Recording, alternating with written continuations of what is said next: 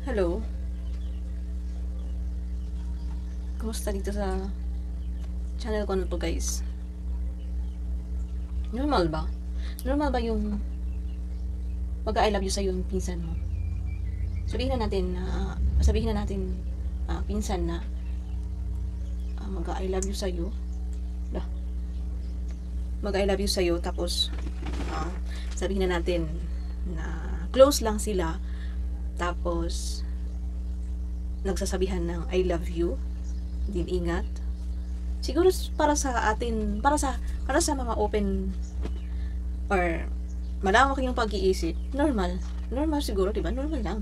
Pero kung sa mga mata ng mga sismusa or sa mga gumagawa ng kwento or sa mga manudumi ang isip, of course hindi normal. 'Di ba? Normal na 'yun sa kanila. Lalo na pag nakita nilang magkasama, tapos nalaman nila na nag-I love you-han pala yung dalawang 'yan. Tapos may mga something silang maririnig, may mga kwento-kwento na. And kumalat na talaga na gano'n nga yung kwento, nag-I love you, may mga nagkikita magkasama, as in super close. Para sa mga chismosa, hindi siya normal.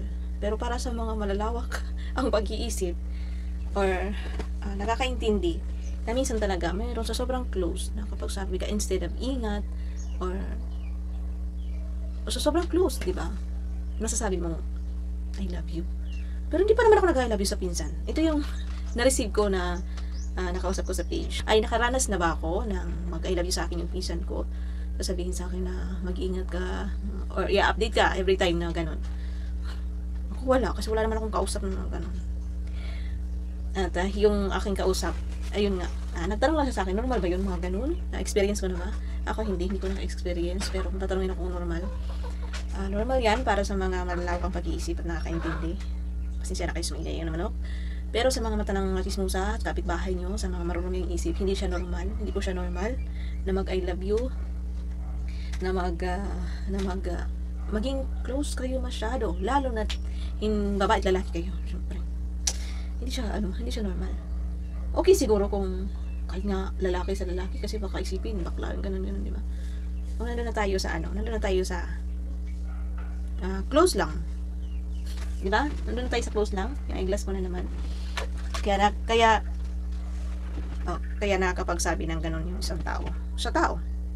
Sobrang close. Ang hindi normal, alam niyo yun. Hindi normal. Yung mag-I love you ka. Hindi naman dapat. Sa hindi mo syota, sa hindi mo asawa, sa hindi mo alam yung partner, di ba? Yun ang hindi normal.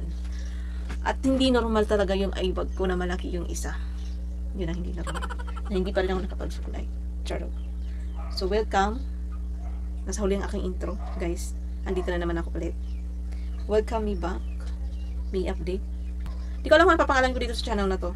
Pangalan natin walang intro, kasi walang intro. Ayun. Mag-I love you ka ba sa pinsan mo? Ako siguro. Hindi. Ba't ako mag-I love you? Siguro ingat.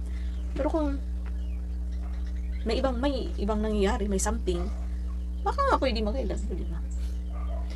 Baka pwede mag-I love you. Or baka normal lang sa kanila talaga. Pero okay mag-I love you. Bakit pinapahirapan niyo sarili niyo? Pinapahirapan niyo yung mga chismosa. Okay mag-I love you. Okay mag-I love you kung ano.